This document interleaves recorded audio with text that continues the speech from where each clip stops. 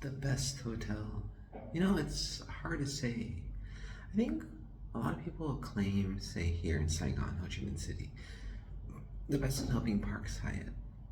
It's a nice hotel. It's right in the city center next to the Opera House. Service is great. The food is delicious for Westerners and Vietnamese. But I don't know if there's such a thing as the best hotel. I've been traveling for a long time, visited, I don't know, last counting 40 odd countries, stayed in nice places, expensive places, cheap places, all the such. And the thing really is, there's no such thing as best hotel. It's all about trade offs. And it's funny because I have a friend who always thinks life's about trade offs, but he also focuses so much money. He said, just spend the money. As in, more money buys more better, right? And I think about it. So in some cases, I would say like medications, like say eye drops for dry eyes. There are new ones that come out that are super expensive, but they're better. They work better, have more effect, and don't need to put them on 1 5 times a day. That's just better.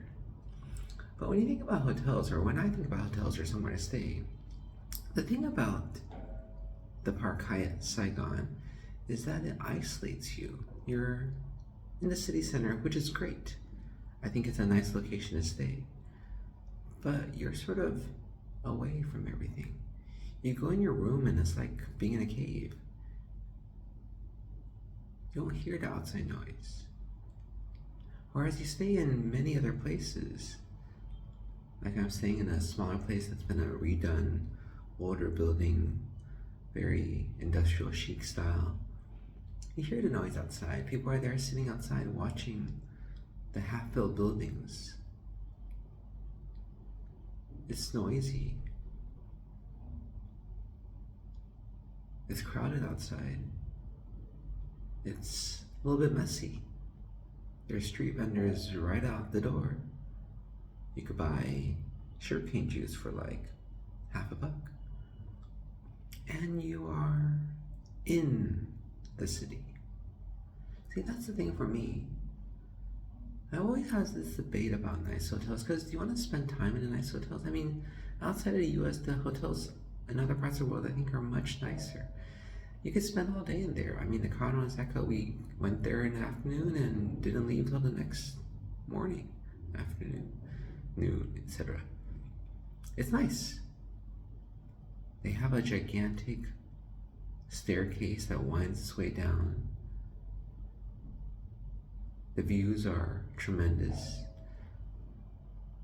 But when you go visit a city, or when I visit a city in another country, is the point to spend time in a hotel or to spend time in a city? You can't replicate these Asian cities so full of life and excitement. 10 million people in one city. The closest you would say is New York, but basically, you talk about small shops, small business owners. The US has no small business owners. Go to Asia, where street vendors everywhere, those are small business owners. Small businesses, right? Individuals, not chains. Even though you go to Japan, which is very organized, they don't really have street vendors except for New Year's. They also have lots of small businesses, individuals, people who take pride in their work. Isn't that why you support small businesses? And you find it here. You can't find that in the US. Just the life and excitement. You're not going to be sitting on a chair, eating barbecue, watching somebody performing a moonwalk in the US. Here in Saigon, yeah, you could see it. I've done it before. And I feel that's the thing about hotels, about life in general. You may think money may buy it all, just spending more money gets you better, nicer things, but that's just simply not true. And I think that's the thing about the partially rich, the pretend rich, the wannabe rich, and not the truly rich. The people who are rich, they just sort of do what they do. A lot of these people don't even fly first class. They were flying through Germany on Lufthansa in first class, and It was a small flight, the connecting one short. And we were both in a first class lounge. It's actually a terminal there with private security and everything. And then you could get a room with a bed, or you could book a bathtub. So over there, they drive you in your BMW to the plane. You don't have to go through. I mean, there's no way to go through. You don't go through the regular terminal anyways. And there's the other guy who was definitely high status, must fly a lot with Lufthansa to get this first class. But he's going back to economy, back to the back of the plane. It's not that he can't afford to fly, but what's the point? And I think that a lot of people don't care who are rich. They just sort of do what they do. But the people who don't have that much money, who want to think they're rich, they try to spend all this money on doing things and say it's better. My friend told me recently she doesn't like crab. She's always thought crab is great because everybody else loves crab and it's expensive, but she doesn't actually like it. You know, when will people figure out what they like and what they don't? Or is it that you're just like a little kid, you gotta spend your money because you got it, and spending more money is better? Really? No. Things are trade-offs. I like big hotels in cities that are tall. You can open the windows, keep it open at night, just have a view. I enjoy that.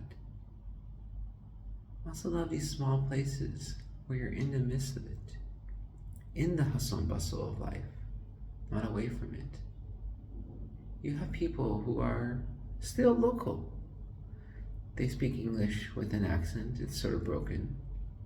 They try hard, but it's not American standard of service. Actually, whatever that means, right? A lot of places in America have bad service.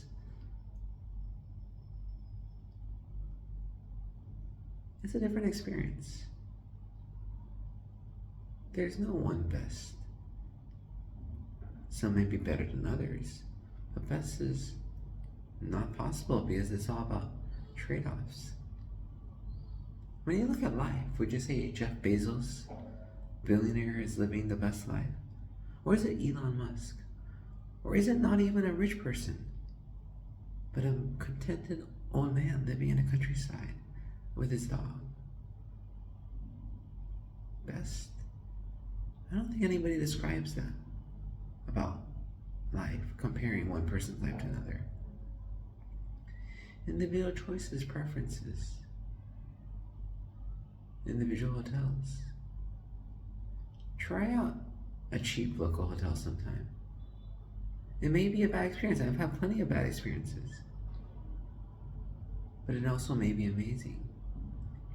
And through our trip in Japan the past month or two, even though we had fancy meals, the ones at ryokans where they bring the heavy tray into your room laden with food, hot pot, sashimi, barbecue, all the stuff done fresh.